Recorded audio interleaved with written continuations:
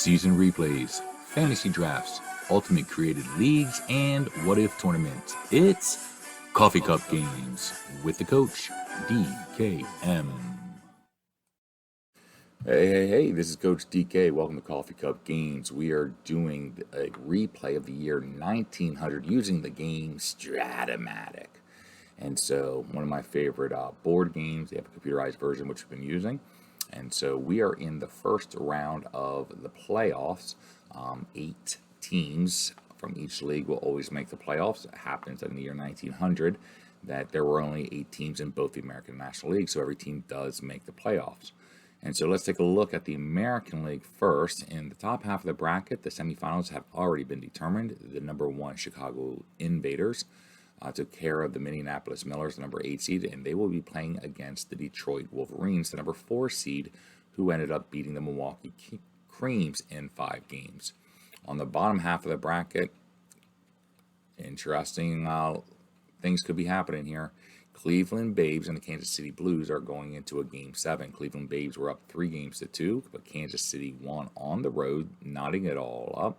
And so now they are going to a Game 7, and it could be an interesting, if Kansas City wins this one, we're going to have a bottom half of the bracket with 2 big upsets. As the Hoosiers, the number 2 seed, lost to the Buffalo Bulls 4-1. I mean, they got, the Bulls just totally took care of that series and made it very convincing. And so the Bulls now are going to wait to see who they're going to play, either the Babes or the Blues. In the National League, we have 2 games that are still left to be determined. We have Brooklyn Superbas swept the New York Giants, number 8 seed. Brooklyn was the only team, the number 1 Brooklyn Superbas were the only team to actually sweep their first round playoff series. And they will be waiting to play the winner of either the Pittsburgh Pirates or the Chicago Orphans. Pirates are at home. They are hoping to win, but they lost their game yesterday, so Orphans fought back. And now we got a really good game. This has been a back and forth series, so looking forward to seeing who wins this one. In the bottom half of the bracket, St. Louis Cardinals finished off the Phillies yesterday in Game 6, and so they won the series 4-2, and they're going to be waiting to play the winner of the Boston Beat-Eaters and the Cincinnati Red Stockings. The Red Stockings are hoping to do what happened in the American League, which is having a number 7 seed upset the number 2 seed. But the Boston Beat-Eaters have come roaring back after being down 3-1, and so they've won the last 2, have a lot of momentum, and they have home field advantage in this last game. So a lot to be determined yet. We are going to finish off round 1 in this episode, so looking forward to it. So let's check out a couple of things that were going on in the games. So the episode is going to be in this order. We're going to have Kansas City and Cleveland. They're going to be during the day. Then we will have Cincinnati and Boston, and then finish off with Chicago and Pittsburgh. Both the National League games will be at night, and the American League game will be during the day. But before we go any further, we just ask that you just like the video, subscribe to the channel, leave a comment, always appreciate it. I enjoy making these videos, if nothing else, for me, just to look back and watch and enjoy. But always nice to know that those people out there support you. So now let's jump into the games.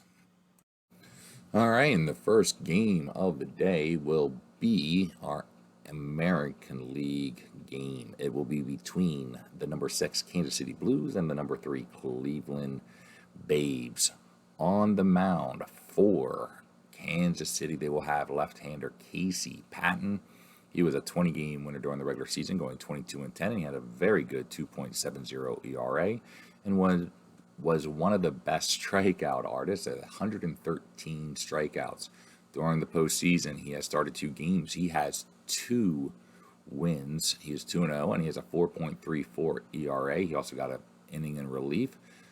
He struck out 5, 19 hits, 6 walks. So they're Kansas City setting up their regular season starter, their top starter, and a guy who has shown great success in the postseason so far. And he will be going against Bill Hart, the right-hander for Cleveland.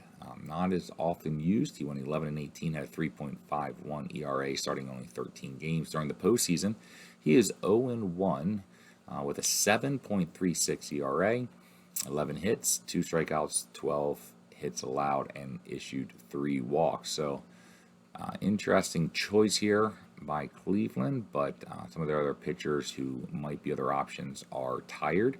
So, Patton, the southpaw, going against Hart, the right-hander. All right, in the starting lineups for Kansas City, they're going to have no changes to what they normally do. They have Farrell in center leading off, Hemphill, the right fielder, batting second. O'Brien, the left fielder, will be batting third. Dungan, the first baseman, batting fourth. Klingman will be batting fifth, playing short. Wilson will be catching, batting sixth. Coughlin, the third baseman, batting seventh. Schaefer, the second baseman, will be batting eighth. And Patton, the pitcher, will be batting ninth. A little bit of change for the Cleveland Babes. Ollie Pickering will be leading off, playing center. Flood, second baseman, batting second. LaChance, the first baseman, batting third. Gennins will be in the cleanup spot from left field. Sullivan, the third baseman, batting fifth. Chrisham will be the catcher, batting sixth. Jones will be starting today. He's going to be playing right field and batting seventh. Buelo, the hottest hitter probably for Cleveland, still batting eighth. And then the pitcher, Bill Hart, will be batting ninth. So let's go ahead and jump into the game. Let's see the highlights of what happened. All right, so after a very quiet first inning, we're going to pick up the action in the top of the second. Top of the second, here's Hart going against Dungan. Dungan hitting .440, and he's going to rip a single, showing that he's been doing well during the postseason. Now a walk issued. So runners on first and second, no outs. Kansas City looking to jump up early. Wilson's going to hit a fly ball to center field. That's going to be one away. And now here is Coughlin, the third baseman, hitting .417. He's going to try hit and run. And it works to perfection as the runner scores. Klingman now on third and Coughlin on base. And Schaefer's going to hit into a 6-4-3 inning-ending double play, taking away some potential real damage. But Kansas City does get a lead with a quick 1-0 advantage. Trailing 1-0, we enter the bottom of the third, where now it is Cleveland's turn to go on the offensive. Score remains 1-0 as we enter the bottom of the third. Patton going against Buelo, probably the hottest hitter for Cleveland, but this time Buelo is going to fly out opposite direction to right field. Hemphill reels that one in. Here's Hart, the pitcher. Now he does get some playing time on the field, so he is comfortable hitting, and he does rip a single. Now we're going to try to see if we can get a steal. He does not get a good lead, so Pickering's going to be up, and he's going to hit a single to right field. We are going to send the runner, Hart, the pitcher, and he is now on third with Pickering on first. One out. Flood is on coming up. And Patton's trying to get a lead. He does not. So Flood now is going to... I think we might try a suicide squeeze here.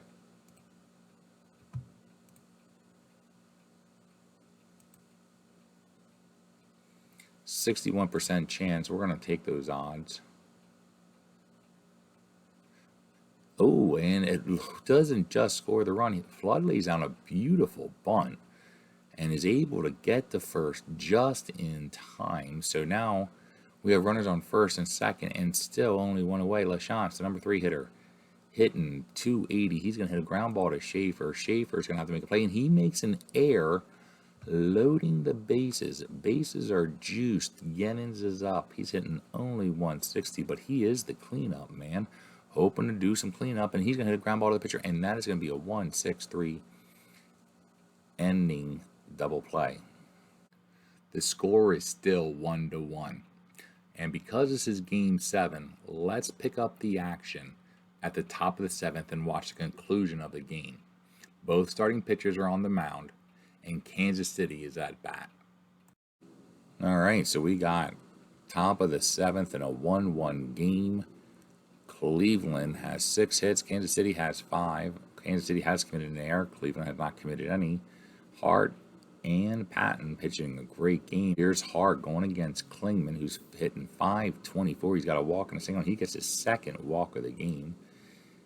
They're going to try a hit and run. The ball is going to be thrown out the first, but Klingman does take second.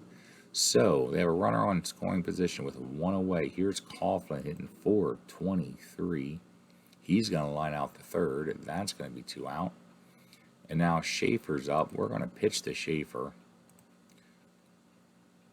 And Schaefer hits a single. We're going to throw for the lead runner. We might as well. It is the 7th game. And he is going to score as Schaefer takes second. So a big hit by Schaefer, the number 8 hitter, to give Kansas City a 2-1 lead. Now Patton's up. Patton's going to draw a walk. Hart starting to look a little bit uneasy. Farrell's now up, top of the order. He's hitting only .148, so hopefully we can get him out, and we do. But a run is scored. The damage is done. Kansas City jumps up 2-1. Bottom of the 7th, trailing 2-1. Here's Jones, who started today for Frisbee in right field. He is 0 for 2 today. He's going to be 0 for 3, so I'm looking like a fool starting him. Here's Buelo, the hottest hitter, hitting .519 for Cleveland. He's already 1 for 2 with a double. We are going to need him to get some more hits, and this time he's going to get an out. That's going to be 2 away. Here is the pitcher, Hart, who's 1 for 1. He has also gotten on base with a walk. He's going to ground ball to Coughlin.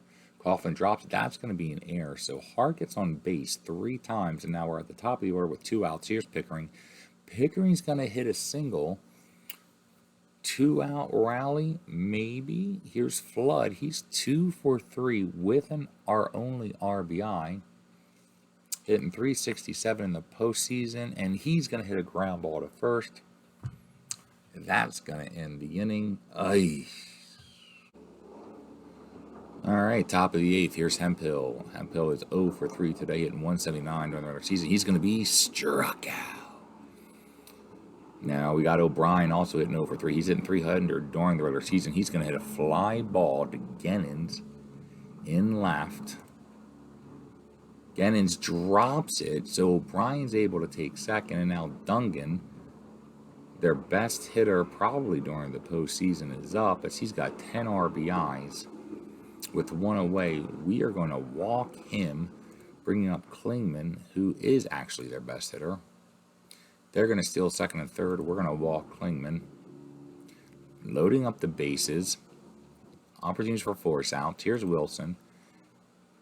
He's going to hit a fly ball to center field. Pickering's there. He's got a great arm. But O'Brien is able to score. 3-1 Kansas City. Here's a ground ball by Coughlin, and that's going to end the inning. But another run added by Kansas City, 3-1, hoping to get the upset over Cleveland. But we enter the bottom of the 8th with our heart of our order, 3, 4, and 5. Here's LaChance. He's only been on base once so far with a walk, but he's going to get a single, huge single. And we're going to try to see if he can steal here. Can't get a good lead. Gennins is up. He's hitting only .148, and he's going to be struck out.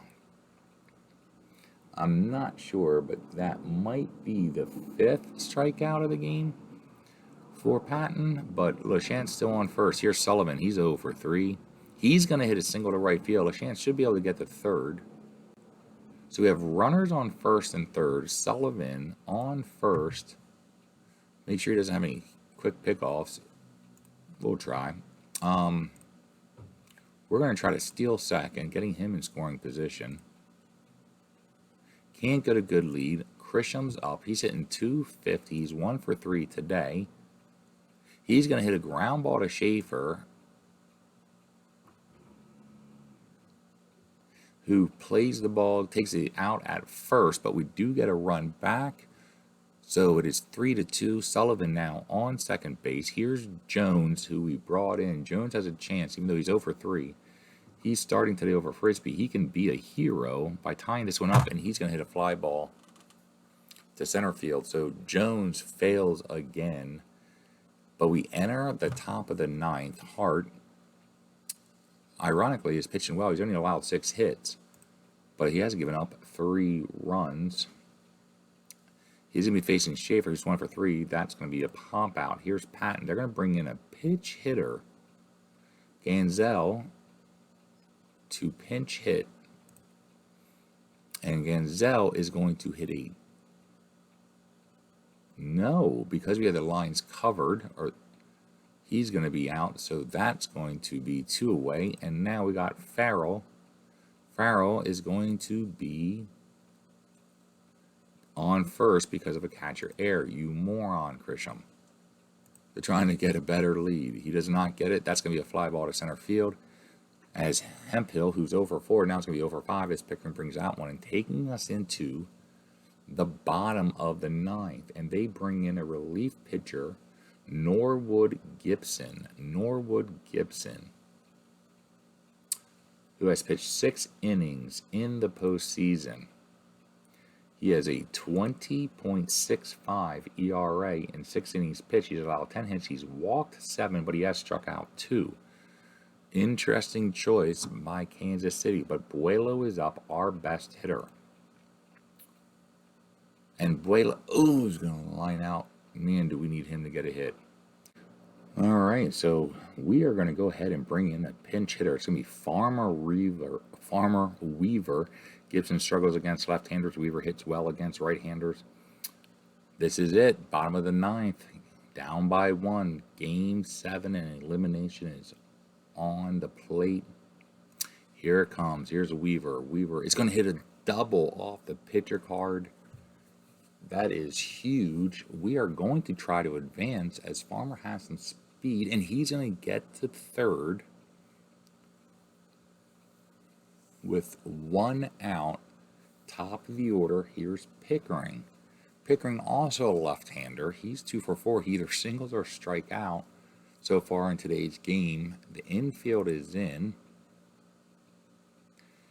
and he's going to pop out the third. And here comes Flood, who's hitting 355. He is 2 for 4 today with an RBI. Comes down to Flood. He gets a hit. We tie it. He gets out. Cleveland's season is over, and Kansas City will advance. The tension, the drama. Here it goes. Flood, you better not suck. Flood, 1 to 5, and he gets a 9. That is going to end the inning as Flood pops out to short, and Cleveland is eliminated, even though they out-hit Kansas City 10-6. Not very good. But a great game, a great series came down to the end. Kansas City upsets Cleveland. So Kansas City and Buffalo, the 6 and 7 seeds, have made it to the semifinals and will be playing each other. Interesting American League. All right, let's check out the next game. All right, Game 7 National League first round series between the number 7 Cincinnati Red Stockings and the number 2 Boston Bean Eaters. Obviously, the series is tied at 3 games apiece. Cincinnati hoping to mimic what happened in the American League, which is a number 7 seed upsetting the number 2 seed and advancing to the semifinals. But Boston, who was trailing 3-1, has won the last 2 games, has momentum, and has home field advantage in this decisive Game 7. On the mounds, no surprise for Cincinnati. They have their top starter, Noodles Hahn, the southpaw. He is 22-10 with 1 save and a very impressive 2.70 ERA during our 1900 regular season replay. He obviously was their most frequent starter. He had most impressively 113 strikeouts, which was one of the top in the entire major league. I believe that was the second highest behind Cy Young. In the postseason, he is 2-0. He has a 4.34 ERA. He has pitched in 2 games as a starter and 1 game as a relief, giving him 19 innings where he has had 5 strikeouts. For Boston, a bit of a surprise. We are going with the Game 2 and Game 5 starter, Kid Nichols, the right-hander and Hall of Famer. An average record during the regular season with 13-11, but he had a a decent 3.76 ERA. Mainly going with him because I decided that he would be our best option versus Nig Cuppy, who is fresh but gives up a lot of home runs, and Vic Willis, the Hall of Famer, who's toward the end of his career, who's not quite as consistent. So we went with Nichols, who is 1-1 in the postseason, has a very impressive 2.65 ERA. Started 2 games, 17 innings pitched with 5 strikeouts. So we're going to go with Nichols, knowing that he's exhausted and tired and probably not going to last the entire game, but hoping that we don't take any damage early. So let's check out the starting lineup. No change for Cincinnati, as they are going to start Barrett in center field, leading off. Hartzell, the left fielder, second. Beckley, the first baseman and Hall of Famer, has been struggling during the postseason, hitting .080, but he is a Hall of Famer, and he'll be batting third. McBride, playing right, will be in the cleanup spot. Irwin, shortstop, will be batting fifth. Steinfeld, who's probably their hottest hitter, will be batting sixth and playing third. Peets, the catcher, batting seventh, mainly used for his defensive reasons. And then Quinn, the second baseman, will be batting eighth, with Noodles Hahn, the pitcher, batting ninth. For your Boston Bean Eaters, we have 3 Hall of Famers leading off. Billy Hamilton, the center fielder, will be first. Duffy, who's been struggling a little bit in the postseason, will be batting second. And then Collins, the third baseman, batting third. Sullivan, the catcher, will be batting fourth. Long, the shortstop, batting fifth. Freeman, the right fielder, batting sixth. A change in the lineup, we're going to go with Boiler Yard Clark, who does really well against left-handers. He'll be batting seventh and playing first for Fred Tenney, who's been struggling in the postseason. And then Lowe, the second baseman, will be batting eighth, with Kid Nichols obviously on the mound and batting ninth. So let's check out what happened in the game. Let's pick up the action in the bottom of the first, where the Boston Bean Eaters are now coming to bat after blanking Cincinnati in the top half of the inning. Bottom of the first, here's Billy Hamilton hitting .320 during the postseason. He's going to hit a ground ball to short. Irwin's going to have to make a play. He does, but he doesn't get it there in time. That's going to be an infield home run. Infield single. So now here's Duffy hitting only 200. But he needs a 1-13, no time like Game 7 to start coming out of your slump. He hits a triple, so Hamilton's going to score. And now Duffy is on third. Here is Collins, the Hall of Famer. He's hitting .261. He's going to get a single. So our 3 Hall of Famers, our heart of our lineup, all get hits to lead off the first inning. So we are up 2-0. Collins on first. Here's Sullivan. He's going to be struck out. Noodles on first strikeout. And the first out of the game, here's Long, who's going to hit a pop out. Looks like there might be an injury on the play, but he's going to be okay.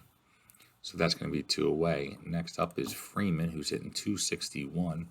He's going to fly out to right field. That's going to be third out. But Boston does jump up 2-0 in the first.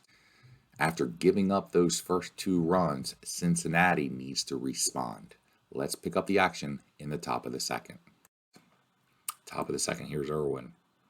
Irwin's going to draw a walk. He's hitting only .240 during the postseason. He's going to be able to steal as Nickel throws the ball away in the pickoff attempt. Jeez Louise. I hate errors. Here's Steinfeld hitting .450. As mentioned, he's one of the best hitters on the team. And the ball is going to go to Long. Long is going to have to make the play, and Steinfeld beats out the throw. So runners on first and third with no outs. Peets, who's hitting 200, is up to bat. He's going to draw a walk. The bases are loaded as we get now second baseman Quinn, who is hitting .263. He's actually one of their better hitters. Lowe at second is going to have to make a play. And he makes a .463 double play. Huge double play, but Cincinnati does score a run, bringing the score to 2-1.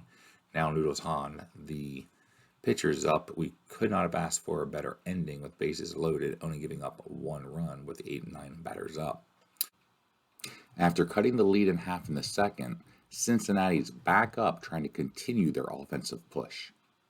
Nichols still on the mound, going against Barrett, their leadoff man. He's going to hit a ground ball to Clark. Let's see if Clark can make good help on the... Okay, it made me nervous there. Clark does not make it. It's going to be an infield single. Pitcher got pulled something, Kid Nichols, but he's okay. So we'll be able to continue. Barrett, the leadoff man, is going to try to steal, and he's going to get not just second, but Sullivan throws the ball in the outfield. Now Barrett is on third with no outs. Here is a fly ball by Topsy Hartzell to Freeman. Barrett tagging up. He's going to a 17, and he still scores. Cincinnati ties the game. Here's Beckley. Beckley's going to hit a ground ball. His woes continue. And now McBride is up. McBride's going to pop out, so that's going to be the third out. But Cincinnati gets another run in the third inning. That's going to knot it all up. With the game tied 2-2, Boston needs to regain the lead if they're going to avoid elimination and win the series. Let's pick up the action in the bottom of the fourth. Now Freeman's up. The right fielder hitting 250 during the postseason. He's going to have his average drop a little bit as he flies out to left field. Here's Clark, the super sub. He gets another hit. So he's shown some good contact at the plate, which is why we mainly brought him in. And now Lowe is up, the second baseman, number 8 hitter. He's going to get a single. And so that's going to put runners on first and second. We are going to bunt because I have zero confidence in Nichols. Oy. And we're going to take off the bunt. I don't want to take a risk here. So he's going to swing away. He's going to hit a ground ball to Steinfeld, who's got really good range, but does not have the best of gloves. And he's going to make an error, and that is going to score a run as Nichols takes second, Lowe takes third, and Clark scores. So runners on second, third. Hamilton is up. He's 1 for 2. He's going to hit a foul ball. And first baseman Beckley's able to bring that one in. Here's Hugh Duffy, who has definitely bounced out of his slump today with a triple and a single. He's going to hit a ball to Beckley, the Hall of Fame first baseman, who makes an error, and we get another run, 4-2. So both teams have now committed 2 errors. And now here's Jimmy Collins. He's going to line out the second. Definitely could have used a hit there. But we had 2 more runs. The score is now 4-2. Leading 4-2, the Bean Eaters of Boston want to add to their lead. Let's go into the bottom of the 5th. Bottom of the 5th. Here's Sullivan. Leading off with a line out to first. Next foul up will be Long. He's hitting 222. He's going to hit his ground ball to second base. And that gets through into the right field. So that's going to be a single. Here's Freeman hitting 240. He's going to pop out as he's not going to be 0 for 3 in the game.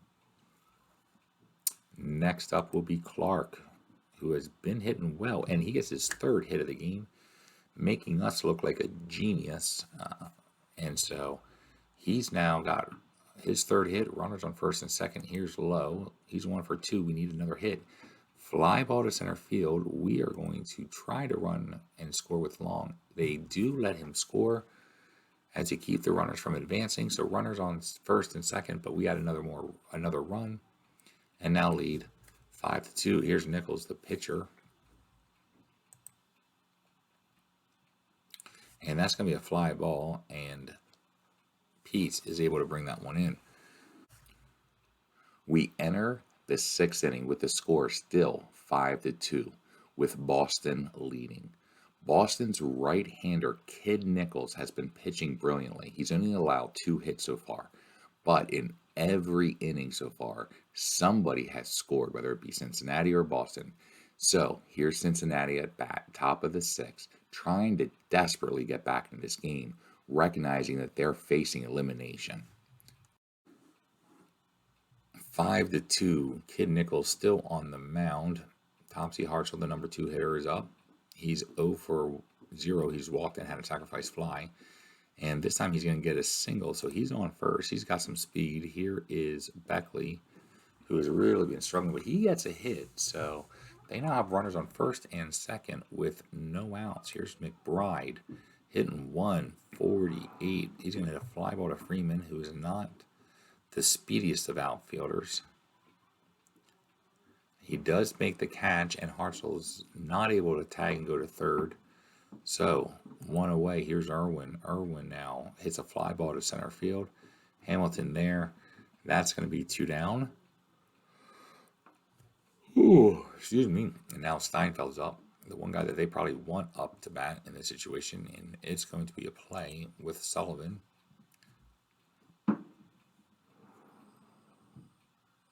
And Sullivan makes an error. So, runners are all advanced. Bases are loaded. 2 outs. 6th inning. Peace is up. He's 0 for 1. He's hitting 190. He's going to draw a walk. Bruh. Sheesh.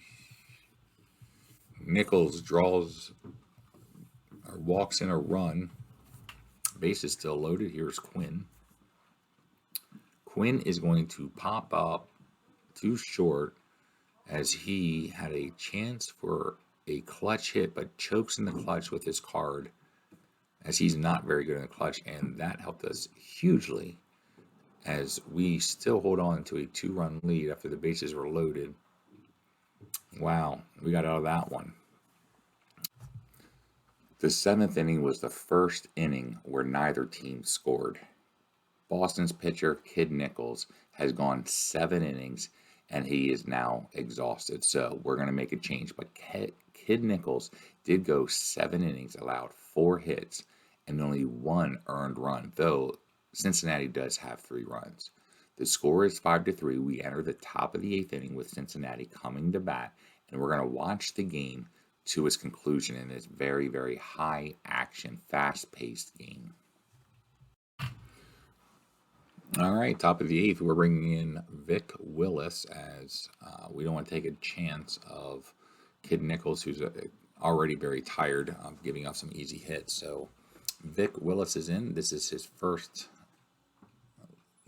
This is his first appearance in the postseason, and he's going to start off by giving up a single to Beckley. So that's not going to help us. Now McBride is up. McBride's going to line out the third. That's going to be 1 away. Irwin, who's 0 for 2 and has a walk, is going to hit a ground ball to short. Lowe's going to have to make a play.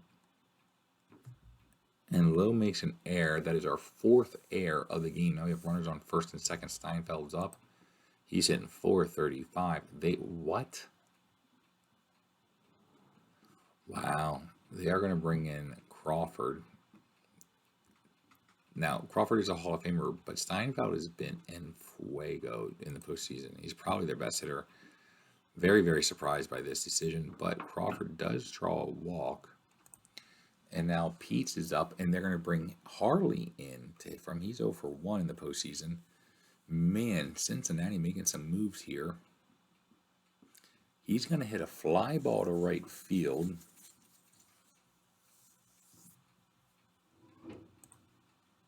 We're not going to risk it. We're just going to keep Irwin at second. And so that's going to be 2 away. And now Quinn is up. And another pinch hitter as they bring in Breitenstein. No idea what they're thinking here. But Willis is up on the mound going against Breitenstein. The 3rd pinch hitter of the inning, and he's the 1-11, and he gets a 12. That could have given them the lead. Wow. Huge roll of the dice there. Or pull of the card, whatever you want to call it. But, man, 1-11, a double, and they may have not only tied the game, they may have actually been able to send the runner from first all the way home, and that would have come down to a play at the plate. Wow. Huge is Boston, counting their lucky stars. Here's Lowe now. Bottom of the 8th, Lowe up. Boston holding on to a 5-4 lead. They need some insurance runs. Here's Lowe. Lowe's going to hit a ground ball to short. Irwin's going to have to make a play. He does not, so he's going to be on first base. We're going to bring in a pitch hitter.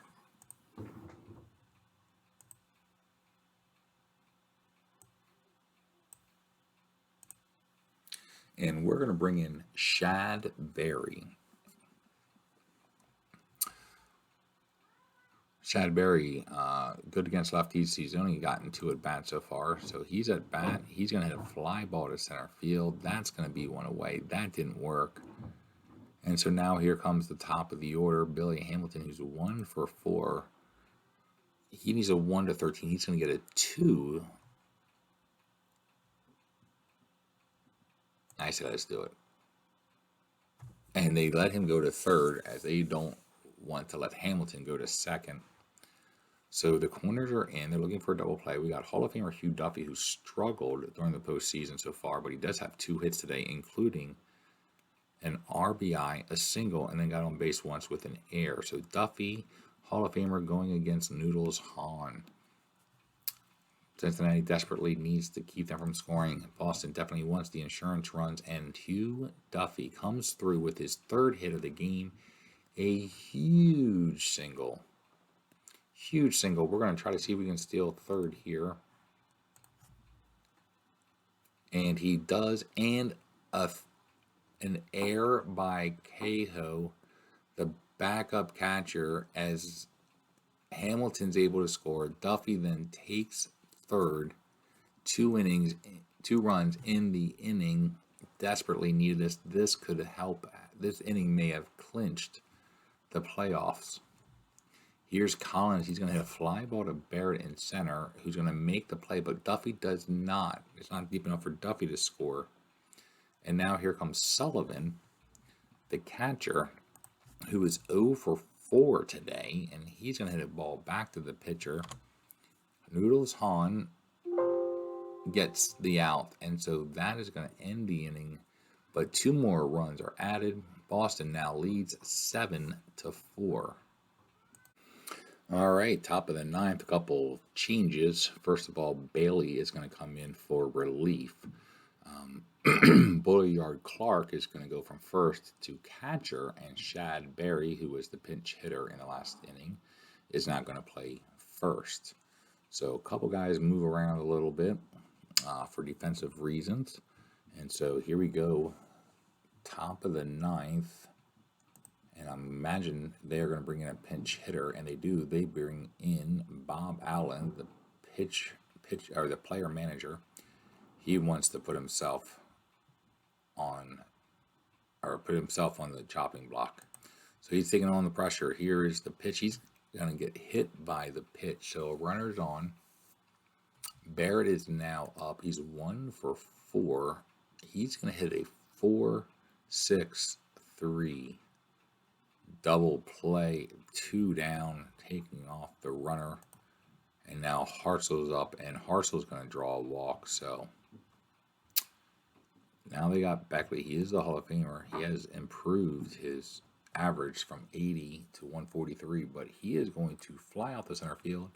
That's going to end the inning as Boston wins a great game with key runs at all the right times, getting an early lead. The game gets tied. They jump up in the 4th, add more to the 5th. Cincinnati looks like they're starting to come back. Missed opportunity in the 6th. They get it all the way to 5-4 in the 8th when Boston then adds 2 more runs. So Boston does win the series at home, and they will be advancing to the semifinals in a great series that was awesome to play. But we're not done yet. Game 7 between the number 5 Chicago Orphans and the number 4 Pittsburgh Pirates. Obviously, we're in Game 7, so the series is tied 3 games apiece. This has been a great series. Chicago won Game 1 in extra innings. Then Pittsburgh ended up winning Games 2, 3, and 4. Game 2 was a great game, particularly so they were up 3-1. And then next thing you know, you have Chicago storming back, winning 8-5 in their last game at home, Game 5, and then they won yesterday's game on the road at Pittsburgh when they won 8-3. So Chicago now with momentum. Pittsburgh hoping to bounce back after 2 straight losses. So this should be a really, really, really good game. as this has been an incredible series between a 4 and a 5, two very, very evenly matched teams. So let's check out the starting lineups for both teams. For Chicago, we have right-hander Ned Garvin. He went 14-10 with a 2.40 ERA and 85 strikeouts during the regular season, our replay. In the postseason, he has started 2 games. He is 0-1 with a 5.79 ERA. For Pittsburgh, they will be sending up Deacon Philippe. He went 17-12 with 5 saves and a 2.92 ERA during the regular season. And in the postseason, he is 2-0 with 0 saves. He has a 3.21 ERA, and he has struck out 9 batters in 14 innings worth of work while walking only 1. So this should be a very, very good matchup. Let's check out the starting lineups.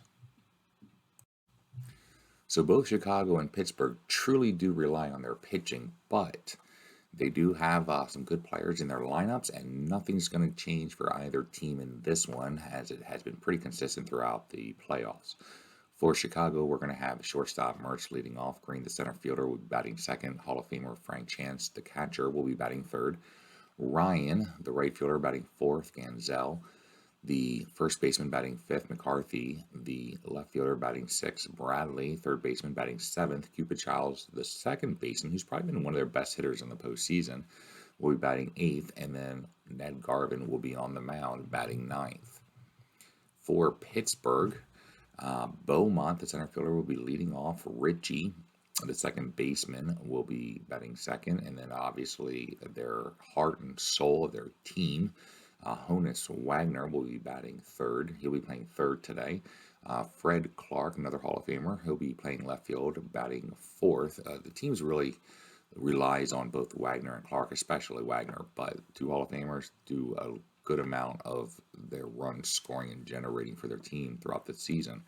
Williams, the shortstop, will be batting fifth. O'Brien, first baseman, batting sixth. Chief Zimmer batting seventh. And then Jesse Tannehill will be in right field. Often he pitches, but he'll be in right field, batting eighth. And then Deacon Philippe, the pitcher, today will be batting ninth. There's the starting lineup. Let's jump into the action and see what actually happened in Game 7 between Chicago and Pittsburgh. All right, so let's jump in the very, very top of the first inning as Chicago comes to bat. All right, Game 7, Exposition Park. I think it's the Exposition Park 3 in Pittsburgh.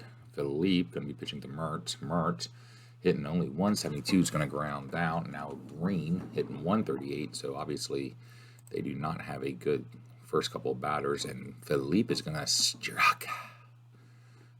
So Green sitting down. Now they finally get a decent hitter in Frank Chance, the Hall of Famer. He's hitting 333. He needs a 1-10. He's going to get a hit. So he's showing that he is definitely one of their better hitters. But it seems like, as usual, he hits with nobody on base. So they're going to try to steal. We're going to try to get him. He's going to get the second with no problems. Ryan now up hitting 269. He's going to hit a single. So that looked like it played out really, really well with the stolen base. And we're going to try to now get Ryan, who now gets a stolen base. So they're using steals and getting hits. Ganzel doesn't get a hit this time, so that's going to end the inning. But Chicago jumps up early, 1-0 on the stolen base, and then a 2-out single to left to score Chance. Chicago's pitcher, Ned Garvin, has not only allowed a hit, he's actually been perfect in the first 3 innings. But we're about to enter the bottom of the 4th, where everything gets crazy and wild. So let's jump into the action. And now we enter the bottom of the 4th. Garvin still not allowing a hit so far. He's going to get Beaumont, who lined out the first time, is going to fly out to left. That's going to be 1 away. Here's Richie, who he struck out the first time. He's going to hit a ground ball back to Garvin. Garvin's going to have to make a play. He does not. So the first runner gets on base for Pittsburgh on the air by Garvin, the pitcher. We have Richie on first. He's got some speed. We're going to try to see if we can get a good lead. We do not. So now we're going to have Honus Wagner up, who's hitting 385. He's going to hit a fly ball to right field. That's not going to help advance Richie. So that's going to be 2 down. And now we got Frank Clark up. Definitely need him to see if he can do anything. He's going to hit a ball back to Garvin. Garvin with his second error of the inning. Still hasn't allowed a hit, but 2 runners are on. The first 2 runners, both because of Garvin's errors. Now we got Williams up. Williams needs a 1 to 10. He's going to get a single. We're going to send the runner. We're going to send trailing runner, see if we can handle it. And wow, McCarthy in left field, who's got a pretty decent arm, throws the ball away for an error as he missed the cutoff man altogether. So we get 2 runs, and now Williams is on third base. O'Brien up. He is going to hit a ground ball to third base. Bradley's got good range, not necessarily the best glove. And O'Brien is going to get on with another error in the inning. That is 4 errors in the inning as Pittsburgh jumps up 3-0, and Zimmer now is going to pop out. But 2 errors by Garvin to allow runners on, and then a throwing error by McCarthy, and then a error by Bradley. So 4 errors and 1 hit. Ironically, the first hit of the game for Pittsburgh. Wow, interesting way to get 3 runs. After 5 innings of work, Pittsburgh's Deacon Philippe, their right-handed pitcher, has only allowed 1 run, which happened in the first, and it's only allowed a total of 3 hits. And now we're about to enter the bottom of the 5th, where Pittsburgh still leads 3-1, but Ned Garvin still has only allowed 1 hit and no earned runs. So beyond the first inning, realistically, Deacon Philippe has been absolutely incredible. Garvin, who's been pitching a good game, but has not helped his team out, himself out on defense, now has just given up his second hit to Tannehill, who gets a single. Philippe's up. We are going to try to bunt. Not going to take a chance of anything else happening. And Tannehill does advance to second on a successful sacrifice bunt. Here's Beaumont. He is the top of the order. He's going to hit a ground ball to Bradley. Bradley with his second error of the game. Wow. So Philippe scores. Beaumont then takes second on the bad play. So we have now 4 runs. Not one of them is earned. Richie's up. He's going to ground ball to second base. Beaumont should be able to take third as they get the easy out at first. Honus Wagner up. He's 0 for 2 with a ground out and a fly out. He's going to hit another fly out with 2 out. That's going to end the inning, and Beaumont's going to be stranded at third. But Pittsburgh leads 4-1. We now enter the bottom of the 6th inning, and so far it's been an interesting game. Deacon Philippe has allowed only 4 hits and 1 run, while Ned Garvin, Chicago's pitcher, has pitched even better, allowing only 2 hits. But Chicago's defense, including 2 errors by Ned Garvin himself, have allotted a 4-1 lead for Pittsburgh. Let's enter the bottom of the 6th as Pittsburgh tries to add more runs to their 4-1 lead. Getting out of the inning there. Here is Fred Clark. He's going to be up. And he's going to need a 1 to 10. He gets an 8, so he's going to get on first base. Definitely like having the leadoff guy getting on base. We're going to try to see if we can take advantage of it. And we do, as another error by Chicago, as now Clark is all the way over to third. And now Williams is up. Infield is in. He's going to hit a ground ball to third base, but with the infield in, that's going to be a hit. I had that little plus sign after the card on the card, and so Williams now gets the hit, gets an RBI. We're going to try to steal, don't get a good lead, and still Garvin has not allowed an earned run, and then to respond after that play, he's going to get a strikeout. Chief Zimmer's up. He's 0 for 2. He's going to hit a ground ball. It's going to be a 6-4-3 twin killing to end the rally.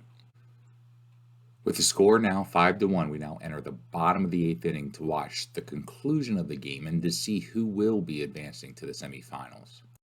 We now go to bottom of the 8th. Here is Honus Wagner. He's a surprising 0 for 3. Make it 0 for 4. And so that's going to be 1 down. Here's Clark. Clark is going to hit a ground ball to third base. Bradley making 2 plays in a row. And now Williams, who's 2 for 3 with 2 RBIs, is going to hit a triple over top of Green, and he's going to be all the way to third base. O'Brien now up with a chance for an RBI, and he's going to hit a double to left center. Williams is going to be able to just stroll on in there, and O'Brien takes second easily. Here is Chief Zimmer now, and Chief Zimmer's going to hit a ground ball to second base, and they're going to make the out, so that's going to end the inning, but we add one more run, making it 6-1. We are in the top of the ninth. Chicago, facing elimination, has self-destructed on defense this entire game, and now Ryan is up, who's hitting 276. He's 1 for 3 today. He needs a 1-6. He gets a 4, so he's going to get a double. And so that's going to help them, keeping some life ahead. Now Ganzel's out. He's going to line out the third. That's going to be the first out. Here's McCarthy. McCarthy hitting only 200. He's 0 for 3 today. He's going to hit a ground ball to third base. That one is Wagner. Wagner's going to scoop that up, throw it on over to O'Brien. That's going to be 2 down. Bradley's up, but they're going to bring in a pitch hitter. So Bill Everett is going to swing, taking the bat. He's a left-hander. He's going to hit a ground ball to short to Williams. That's going to end the inning, and Pittsburgh wins this one 6-1. Primarily based off of the 6 errors by Chicago. So Pittsburgh is going to advance to the semifinals, where they will be playing against Brooklyn Superbas, and Chicago is going home. All right, so that concludes the first round of the playoffs. Finally, it took us a little bit longer than I would have wanted, but I wanted to show the games. So in the American League, here's where we stand for the semis. We have the Chicago Invaders, the number 1 seed, who defeated the Minneapolis Millers in 5 games. They'll be playing the Detroit Wolverines, the number 4 seed, who also in 5 games won their series. They won against the Milwaukee Cream. So the 1 and 4, the better seeds, advance, so as expected. But in the bottom half of the bracket, it is the upset half. The upset bracket. Cleveland Babes, the number 3 seed, lost, and the number 2 Indianapolis Hoosiers lost. So the number 6 Kansas City Blues, who won Game 7 on the road against Cleveland, the Kansas City Blues will be advancing to the semis, and they will be playing against the real shocker, the Buffalo Bulls, who in 5 games beat the number 2 Indianapolis Hoosiers. So in the bottom half of the bracket, we will have 6 versus 7. In the top, we have 1 versus 8. In the National League, the best teams won according to the regular season. So there weren't any upsets here. There were a couple of close calls. Brooklyn, the number 1 seed, was not one of them. They swept the number 8 New York Giants. So they were the only team to sweep in the first round. Pittsburgh Pirates won Game 7, 6-1 against the Chicago Orphans. So they are going to be advancing. So Brooklyn and Pittsburgh will be playing each other in the semis. On the bottom half of the bracket, we have the number 3 St. Louis Cardinals, who won in 6 games over the Philadelphia Phillies. And then we have the Boston Beaneaters, who came back from 3 games to 1 to win 3 straight over the number 7 Cincinnati Red Stockings and avoiding a major upset. So in the bottom half, we will have Boston Beaneaters taking on the St. Louis Cardinals. So that's where we are. Semis, here we come. So as always, as Coach DK, hope you enjoyed it. Till next time, have a good one. Bye.